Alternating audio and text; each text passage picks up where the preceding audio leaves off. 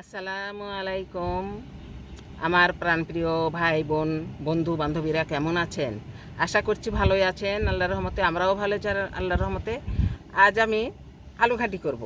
আলু ঘাঁটিটা করবো আমি বোয়াল মাছের মাথা দিয়ে। এই যে বোয়াল মাছের মাথা আমি কেটে ধুয়ে নিয়েছি, আলুটাও আমি একটু ভেঙে নিয়েছি, আপনাদের দেখানো হয় নাই।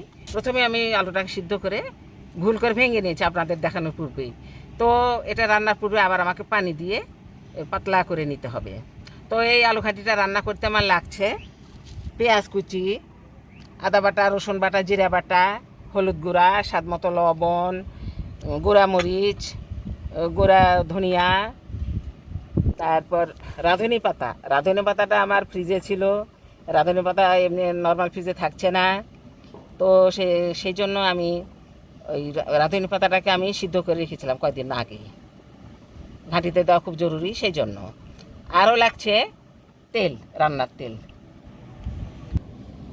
আমি এই আলু সিদ্ধ আলুর সঙ্গে একটু পানি দেবো, দিয়ে ম্যাশ করে নেব। ম্যাশ করে না নিলে এটা আবার তেলে দিলে পুড়ে যাবে শুকনো। এই যে আমি পানি দিয়ে নিলাম, একটু গুলিয়ে নিলাম আলুটাকে পানি দিয়ে। এখন আমি রান্নায় চলে যাব। রান্নার জন্য কড়াই চুলায় দিয়েছি, তেল দিয়ে নিচ্ছি।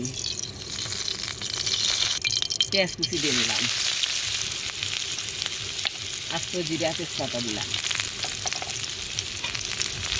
এখন এই পেঁয়াজটাকে বাদামি করে ভেজে নেব। কুচিটা আমার ভাজা হয়ে গেছে, এখন আমি পানি দিয়ে নিচ্ছি। আদা রসুন জিরা বাটা, স্বাদ মতো লবণ, মরিচ গুঁড়া,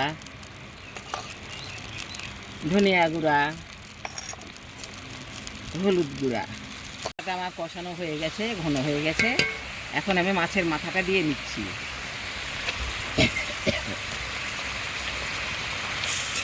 মাছের মাথাটাকে আমি সুন্দরভাবে কষিয়ে নেব। বেশ কিছুক্ষণ ধরে কষিয়ে নিতে হবে, কারণ বড় মাছের মাথা তো কষাইতে সময় লাগবে। বোয়াল মাছের মাথাটা আমার কষানো হয়ে গেছে, আমি একটু ভেঙে দিচ্ছি। অতটা ভাঙা যাবে না, তো রান্না করতে লাগলে আলু ঘাঁটির সঙ্গে এটাও ঘাঁটি হয়ে যাবে। আমি আলুটাকে দিয়ে নিচ্ছি। আমি আলুটা দিয়ে নিলাম। এখন এই আলুটাকে আমি মশলার মধ্যে কষিয়ে নেব। আলুটা আমার কষানো হয়েছে, মলটা দিয়ে নিয়েছি পরিমাণ মতো। আমাকে আরও কিছুক্ষণ রান্না করতে হবে।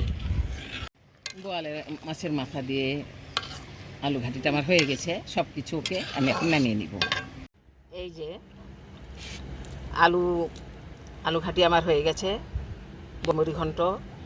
আপনারা ইচ্ছা করলে এভাবে রান্না করতে পারেন। অনেক এলাকায় আবার শুনেছি যে আলু ঘাঁটির প্রচলন নাই, যেমন পূর্ববঙ্গে। তো আপনারা একদিন রান্না করে খেয়ে দেখবেন, ভালো লাগবে আশা করছি। আপনারা সবাই ভালো থাকবেন, সুস্থ থাকবেন। আল্লাহ হাফিজ।